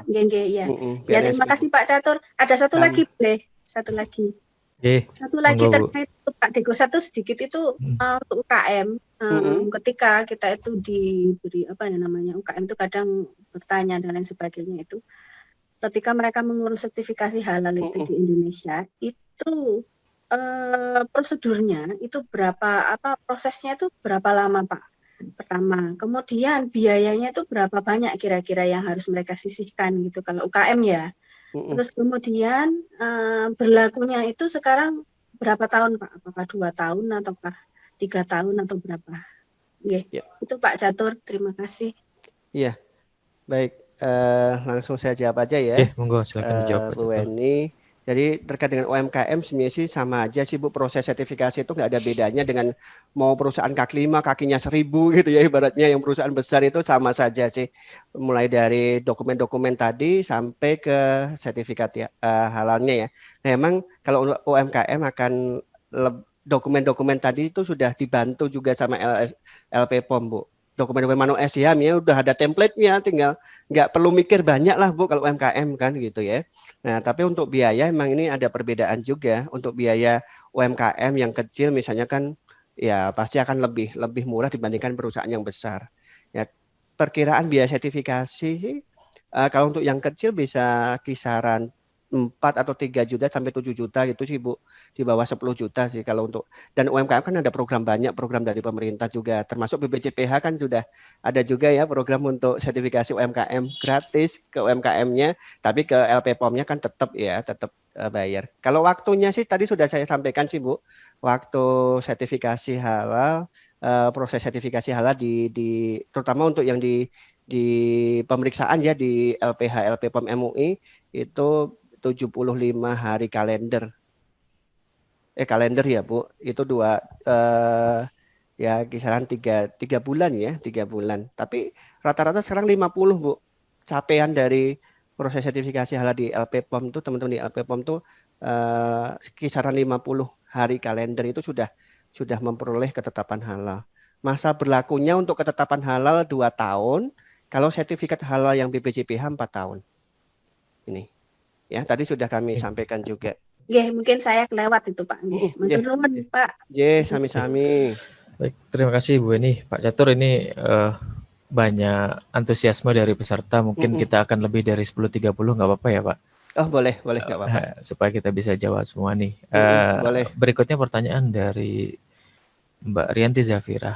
Ini menanyakan, tadi dijelaskan bahwa pasca sertifikasi halal ada survei pasar dan audit surveillance. Kira-kira di masa pandemi seperti ini pelaksanaan atau pengontrolannya seperti apa kira-kira? Mengingat tidak ada kunjungan onsite yang langsung ke pelaku usahanya gitu. Baik, iya, di masa pandemi ini jadi sekarang kan sebenarnya kan kalaupun audit kan juga sebenarnya kan audit online ya. Nah, kalau survei pasar ya emang karena pandemi emang terkendala juga ya. Tapi setidaknya itu tadi kan salah satu cara pengawasan kan tadi ada laporan berkala. Ya ini kewajiban pelaku usaha lah nanti yang harus melaporkan secara berkala minimal 6 bulan. Nggak ada alasan pandemi ini ada kan audit internal bisa dilakukan secara online juga gitu kan ya. Artinya ada laporan, ada report dari pelaku usaha. Nah dari situ nanti akan dinilai.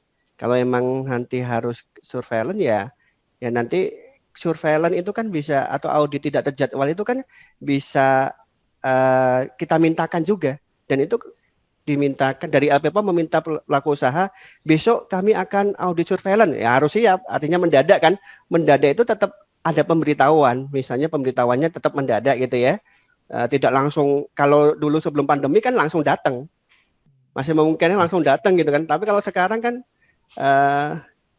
ya harus janjian juga kan, minimal H-1 itu kami besok akan lakukan audit misalnya, itu dengan online bisa dilakukan kok. Ya paling yang survei pasar saja yang ini ada mekanisme itu ya, tapi emang dengan pandemi ya kita sesuaikan ya dengan protokol kesehatan yang ketat. Termasuk audit sebenarnya sekarang juga sudah mulai karena kan tidak semua tipe perusahaan bisa dilakukan audit online, atau sekarang kita sebut MOSA, Modified Onset Audit ya. Ini dengan online, tapi untuk rumah potong hewan atau beberapa tipe perusahaan itu harus audit langsung. Itu dilakukan juga ya, dilakukan tapi dengan mengikuti protokol kesehatan yang ketat.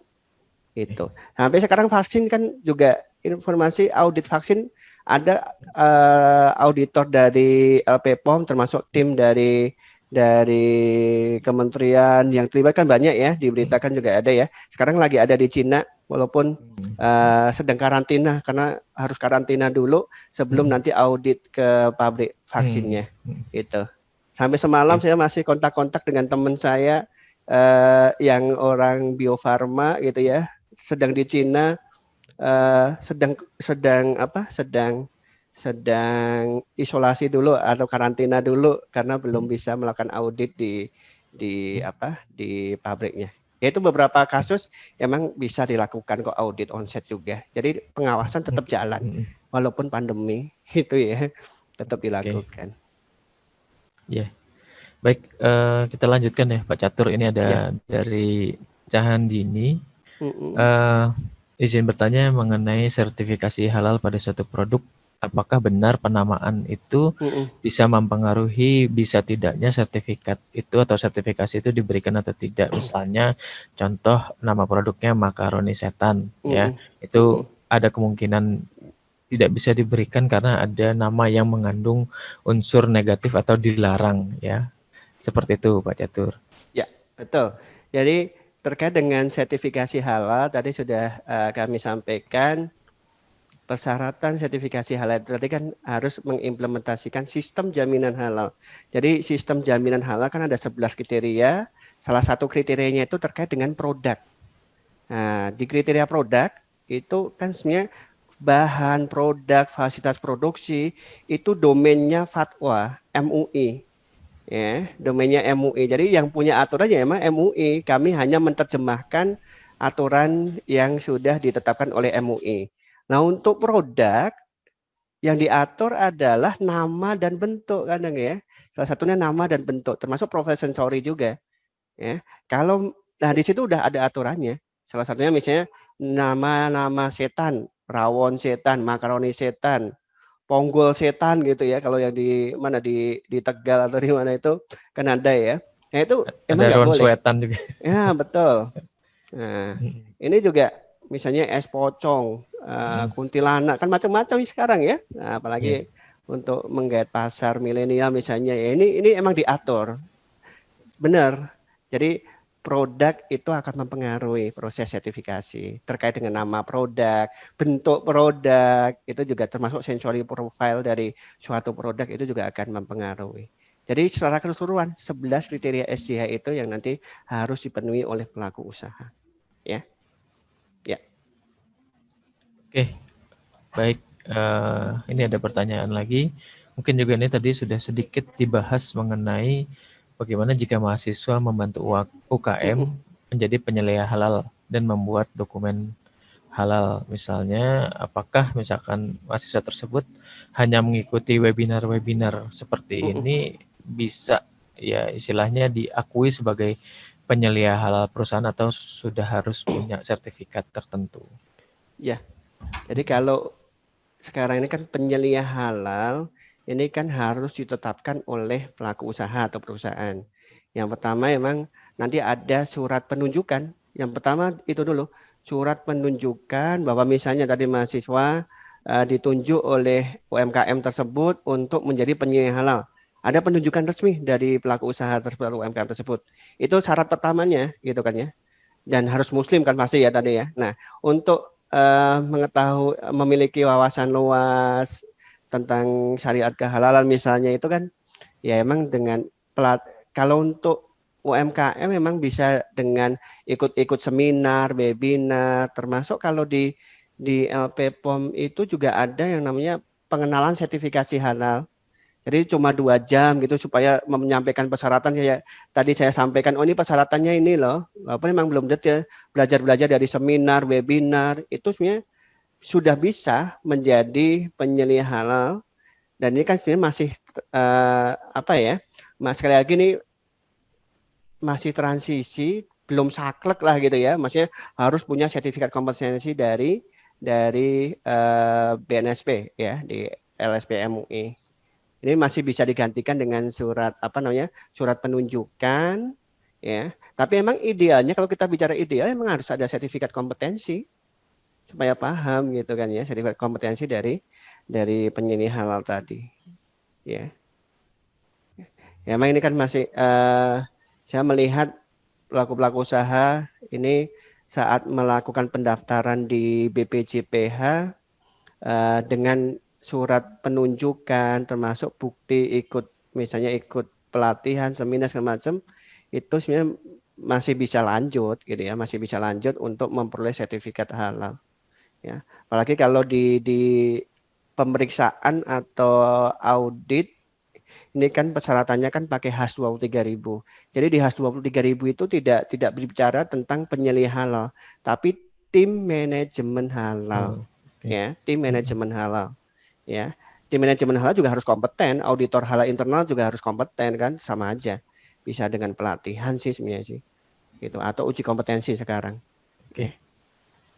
Oke, terima kasih atas jawabannya Pak Catur. Ini ada yang raise hand ini mau bertanya langsung Mas Boy Anggita Sandi. Ya, monggo silakan Mas Boy.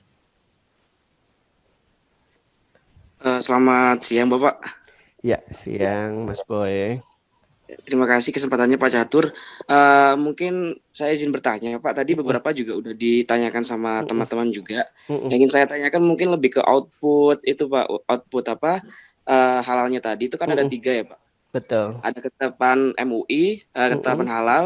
Kemudian ada sertifikasi SJH sama status SJH itu ya Pak. Betul. Nah untuk proses registrasinya itu harus sekali registrasi untuk dapat semuanya atau harus masing-masing output itu tersebut Pak. Ya. Dan yang kedua mungkin lebih ke proses biaya akadnya ya. Itu untuk proses pembiayaan akadnya itu apakah ada kriteria khusus? Tadi kan kalau Bapak jelaskan dibedakan antara perusahaan kecil dan perusahaan besar atau apa ada kriteria khusus nih Pak? Ya. Terima kasih pertanyaannya Pak. Baik. Saya jawab untuk yang pertanyaan pertama terkait dengan output sertifikasi halal. Apakah prosesnya itu tersendiri sendiri-sendiri atau seperti apa gitu ya. Jadi output sertifikasi halal itu otomatis nanti dalam proses sertifikasi halal satu rangkaian nanti dapat sekaligus 2 output. Ya, jadi 2 output itu status SJH plus ketetapan halal. Ya, jadi salah satu status atau sertifikat SJH aja. Jadi kalau pertama sertifikasi, pertama proses itu akan mendapatkan nilai atau status saja, bukan sertifikat SJH. Sertifikat SJH itu akan dikeluarkan kalau sudah mempunyai status SJH 3 kali A berturut-turut. Jadi proses awal misalnya baru nih, perusahaan baru, belum punya sertifikat halal, daftar ke BPJPH, nanti ke LP POM MUI. Prosesnya dalam satu tahap proses saja, nanti outputnya akan 2. Dalam proses pemeriksaan nanti auditor halal dari LPH itu akan melakukan pemeriksaan terkait dengan produk ya dan sistem juga sekaligus, sehingga outputnya akan 2. Ya. Sekaligus ketetapan halal dari MUI plus status SJH A atau B. Itu aja pilihannya A atau B. Karena kalau nilai SJH-nya itu kurang dari B, belum bisa diajukan ke Komisi Fatwa. Itu ketentuan di LP POM. Jadi penilaian SJH itu akan dinilai sekaligus saat proses audit atau pemeriksaan. Ya, itu ya Mas Boy ya, mudah-mudahan jelas. Yang kedua terkait dengan ketentuan, ada nggak ketentuan khusus tentang pembiayaan? Nah ini sebenarnya setahu kami memang di LP POM itu punya standar atau punya panduan terkait dengan biaya sertifikasi. Ya, termasuk teman-teman di LP POM MUI provinsi juga sebenarnya sama saja. Artinya kan LPH ini kan mempunyai aturan khusus lah terkait dengan pembiayaan. Nah, detailnya sih saya nggak bisa sampaikan detailnya. Saya juga nggak tahu karena terkait dengan biaya juga bukan domain saya untuk menjelaskan biaya sertifikasi. Tapi kisaran yang tadi saya sampaikan secara general, misalnya untuk kecil atau UMKM itu 4-7 juta. Bisa jadi nanti bisa berkurang saya kondisi karena itu sudah biaya auditor atau biaya pemeriksaan, termasuk nanti kalau ada uji lab sudah masuk semua, termasuk ketetapan halal MUI sampai ke status atau nilai SJH-nya sudah tercover semua. Kecuali akomodasi ya, akomodasi tidak di-cover di biaya tersebut.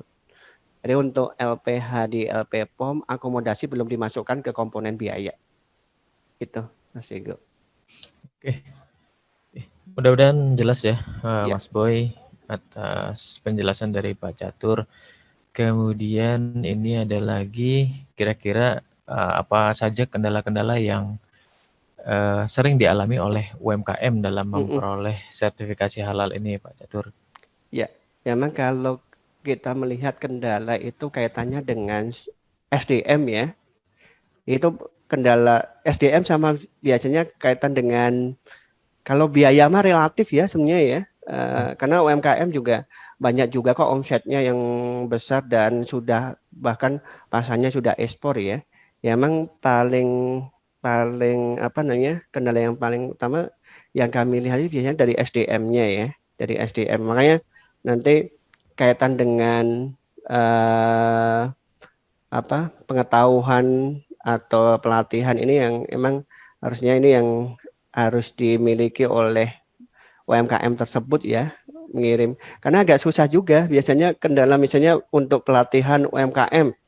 1 hari misalnya menyediakan 1 hari full untuk pelatihan, itu agak berat juga kalau untuk UMKM. Kadang kan Pak, kalau kami ikut pelatihan kami nggak bisa jualan, misalnya kan gitu ya. Kalau UMKM memang permasalahannya di situ ya. Tapi ya ini permasalahan ini kan nanti bisa kita support lah ya, disupport dengan ya rekan-rekan mahasiswa kan bisa membantu juga ya kaitan dengan SDM ini untuk membantu membuatkan dokumen, prosedur yang sederhana. Kan kadang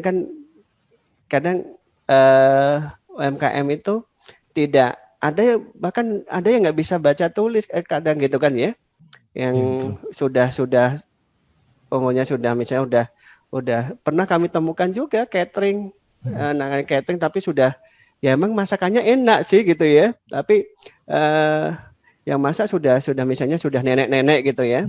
Nah ini untuk nyatet udah repot sekali gitu kan ya. Yang minimal anaknya atau cucunya kan atau yang bisa membantu sih. Itu sih biasanya. Bahkan auditornya bisa juga menjadi membina juga ya, melakukan wawancara saat audit. Bahkan pengalaman kami juga gitu. Nek, kalau masak ini pakai bahannya apa saja, beli di pasarnya pakai apa saja, beli di mana, itu dicatat, itu per hari dicatat. Oh iya bahan-bahannya pakai ini. Bahkan auditornya kadang membantu membina gitu ya. Mengisi. Bantu mengisi gitu ya. Dengan data wawancara langsung kan ke pelaku usaha tersebut. Itu kendala biasa yang dialami oleh UMKM sih kalau kami melihatnya. Oke. Betul. Baik, ini satu lagi saya beri kesempatan Pak Catur.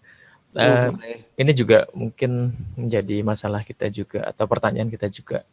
Kalau misalkan jajanan kaki lima itu gimana sertifikasinya? Kita atas dasar percaya saja atau bagaimana? Karena kan banyak yang tidak tersertifikasi seperti misalkan bakso, cilok, cimol, seblak dan lain-lain yang lagi happening gitu ya. Seperti itu Pak Catur. Kira-kira gimana? Nah, kami punya pengalaman ya di nggak jauh lokasinya dari kantor LPPOM MUI yang pusat ya di Bogor, di Global Halal Center. Di situ ada tukang gorengan, Mas Tego.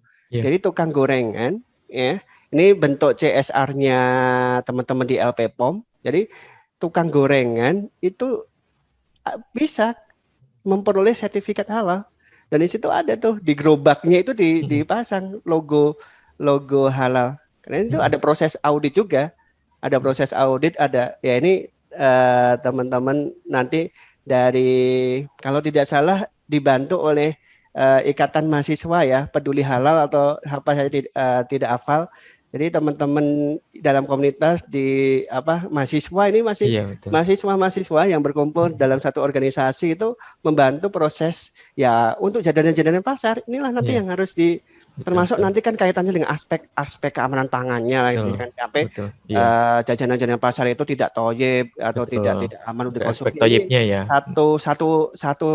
Satu paket lah harusnya ya. Nanti silakan nanti diedukasi jajanan-jajanan pasar atau yang tadi cilok, bakso atau bahkan gorengan pun juga nanti aspek toyibnya kan juga bisa jadi kan ada ya, misalnya minyak gorengnya itu udah berapa kali pakai. Itu juga nanti dalam proses audit halal pun sekarang juga sudah memperhatikan aspek TOYIB juga atau keamanan pangan.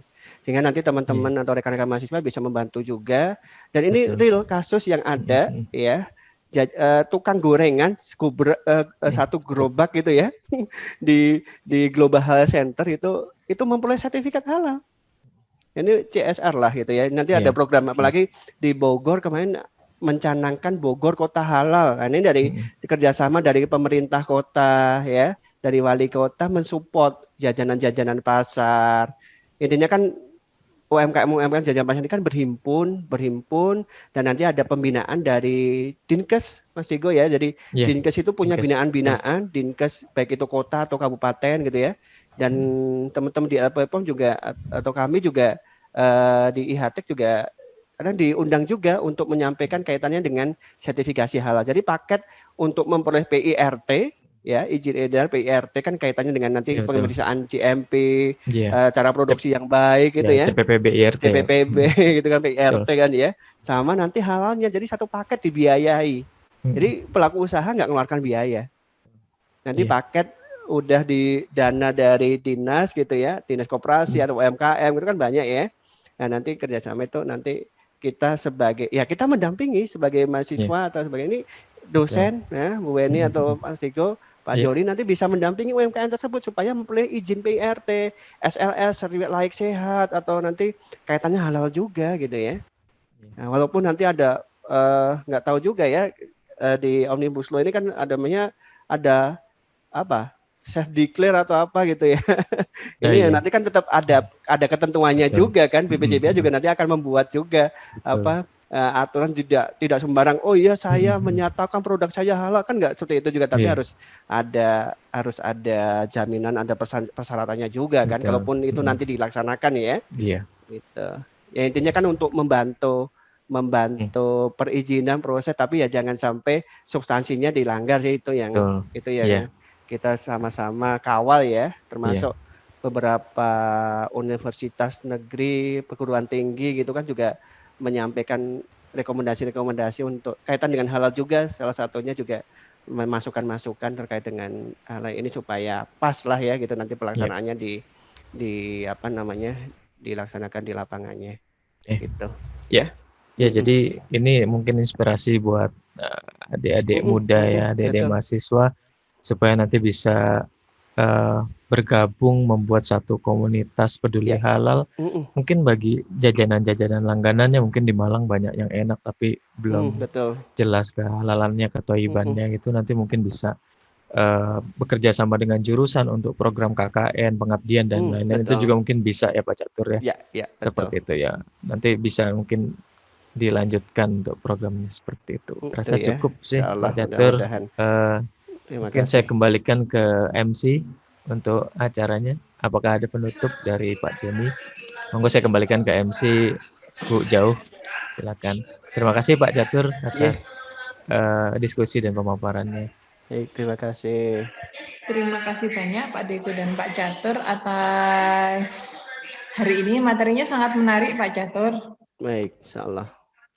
Alhamdulillah. Pak Joni, apakah ada kata penutup yang mau disampaikan? Monggo, Bapak. Terima kasih, Bu Jo. Mungkin sebentar saja.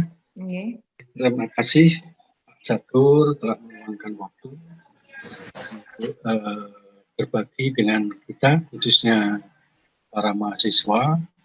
Saya yakin bahwa para mahasiswa dan kita semua ini punya tanggung jawab. Semua, ya. Jadi yang ingin Pak Joni tekankan di sini, apapun posisi kita itu sebenarnya mempunyai tanggung jawab untuk berperan menegakkan halal di Indonesia. Kita tahu bahwa guru kita, Prof. Tri Susanto, mengawali tahun 1988. Sebelum itu nggak ada pemikiran tentang bagaimana produk itu perlu disertifikasi atau tidak. Akhirnya itu memunculkan berdirinya LPPOM, ya, MUI tahun 89.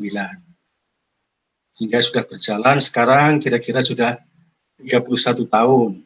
Ya, juga ini pekerjaan besar itu nggak bisa dikerjakan sendirian. Ya, harus ada yang memicu, memulai, kemudian melaksanakan. Kita harus terima kasih dengan guru kita Prof. Tri Susanto, juga terima kasih sama LPKOM MUI yang sudah sekian lebih dari 30 tahun juga berkiprah. Tentu saja juga waktu berubah, aturan berubah, kondisi berubah. Alhamdulillah kita juga sudah punya Undang-Undang Nomor 33 Tahun 2014. Lepas dari kekurangan, tentu saja kita berharap undang-undang ini akan bisa diimplementasikan. Meskipun tidak mudah. Nah, sekarang itu adalah eranya transisi. Peralihan dari yang tadinya sifatnya itu tidak wajib, ya, sifatnya itu voluntary, akan diharapkan bisa mandatori. Tapi itu juga tidak serta-merta. Oleh karena itu, peran serta dari masing-masing kita, termasuk mahasiswa, itu sangat penting karena masih jauh. Ya, Indonesia itu sangat besar, sangat luas. Jadi nggak mungkin lah misalnya LPH itu LPKOM saja itu nggak mungkin. Ya, itu juga yang lain-lain juga demikian. Makanya kita berharap bahwa kita berprasangka baik bahwa tadi termasuk yang Omnibus Law tadi, itu juga harapannya bisa mempercepat, bisa memudahkan. Tapi ingat bahwa esensi, substansi halal itu nggak pernah berubah. Yang halal jelas, yang haram jelas. Jadi mari kita bekerja sama-sama, apapun posisi kita, ya, termasuk para mahasiswa tadi, sangat bagus contoh-contoh yang dijelaskan oleh Pak Catur. Kita juga di Malang bisa berperan. Ya, bisa bergandengan tangan, mahasiswa, dosen, pemerintah daerah, termasuk perusahaan-perusahaan yang punya CSR itu juga bisa bekerja sama. Makin banyak yang terlibat, makin bagus. Mudah-mudahan halal di Indonesia itu akan semakin jaya, akan semakin bagus. Tidak hanya itu, mari mahasiswa juga ikut berperan serta untuk mempersiapkan diri juga, karena era ke depan jelas dibutuhkan tadi akan sangat banyak penyelia halal. Dibutuhkan akan sangat banyak auditor halal. Dibutuhkan satu pionir-pionir atau entrepreneur-entrepreneur yang punya visi halal. Mungkin itu saja, mudah-mudahan ini adalah bagian kecil dari sumbangsih kita untuk bisa berperan serta di bidang halal. Terima kasih semuanya, Pak Catur, Pak Deko, Bu Gauratul, dan juga adik-adik mahasiswa. Selamat dan mari kita tetap berjuang, berjihad untuk halal, untuk kebaikan umat Indonesia dan umat dunia.